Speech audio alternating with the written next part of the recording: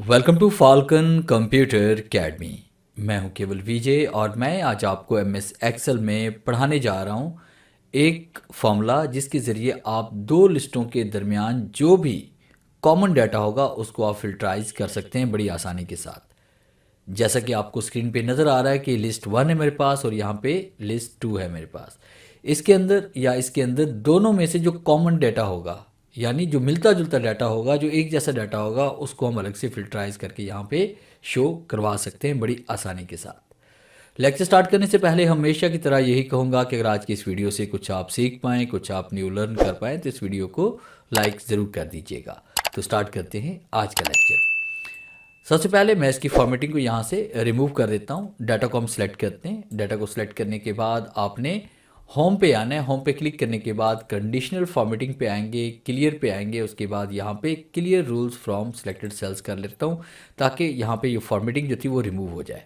अब सबसे पहले मैंने क्या करना है कि ये डाटा मैं हाईलाइट करवा लेता हूँ को इसमें जो कॉमन नेम है, जो डुप्लीकेट नेम है, जो एक जैसे नेम आ रहे हैं वो हाईलाइट हो जाए ताकि उसको बाद में फिल्टराइज करना आपके लिए आसान हो जाए और आपको पता भी चल जाए कि कौन से नेम जो है वो कॉमन है और वो अलग से आपने किस तरह से लिस्ट में शो करवाने हैं। तो आपने कंडीशनल फॉर्मेटिंग पे आना है। होम पे क्लिक करते हैं, कंडीशनल फॉर्मेटिंग पे आते हैं, हाईलाइट पे आते हैं और उसके बाद आपने डुप्लीकेट वैल्यूज़ पे क्लिक करना है। जैसे हम डुप्लीकेट वैल्यूज़ पे क्लिक करेंगे तो आपकी इन दोनों लिस्टों में जो कॉमन नेम है यानी जो इस लिस्ट और इस लिस्ट में आ रहे हैं वो यहाँ पे हाईलाइट हो चुके हैं।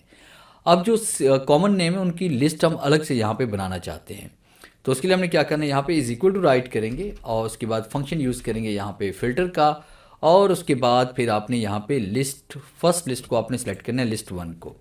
फिर उसके बाद हमने क्या करना है, यहाँ पे कॉमा टाइप करते हैं और उसके बाद दूसरा फंक्शन जो हम यहाँ पे टाइप करेंगे वो काउंट इफ का करेंगे और उसके बाद ब्रैकेट ओपन करेंगे। फिर उसके बाद आपने यहाँ पे लिस्ट टू जो आपकी है वो आपने यहाँ पे सेलेक्ट करनी है।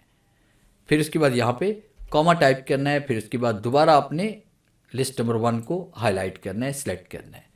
फिर उसके बाद आपने दो ब्रैकेट ओपन थी, दोनों ब्रैकेट्स को आपने यहाँ पे क्लोज कर देना है और जैसे हम एंटर प्रेस करेंगे तो ये देखिए जो कॉमन नेम हमारे पास थे वो ये चार नाम हमारे पास थे जो यहाँ पे हाईलाइट हो चुके हैं। तो आपने देखा कि बड़ी आसानी के साथ इन दो लिस्टों में जो कॉमन नेम थे वो अलग से हम इसको फिल्टराइज कर चुके हैं।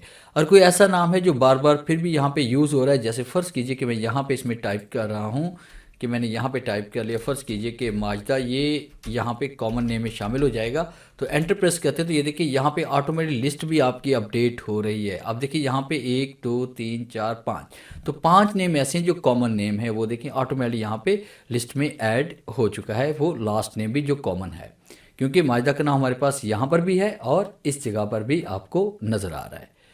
तो ये था मेरा आज का लेक्चर जिसमें मैंने आपको पढ़ाया कि एमएस एक्सेल के अंदर आपने कॉमन नेम को किस तरह से फाइंड करना है और उसको अलग से आपने किस तरह से फिल्टराइज करना है। उम्मीद है आज के इस लेक्चर में ज़रूर कुछ नया सीखने को मिला होगा। वीडियो अच्छी लगी है तो इसे लाइक कीजिए और अपने दोस्तों के साथ शेयर कीजिए। मिलते हैं हम नेक्स्ट लेक्चर में, तब तक के लिए गुड बाय।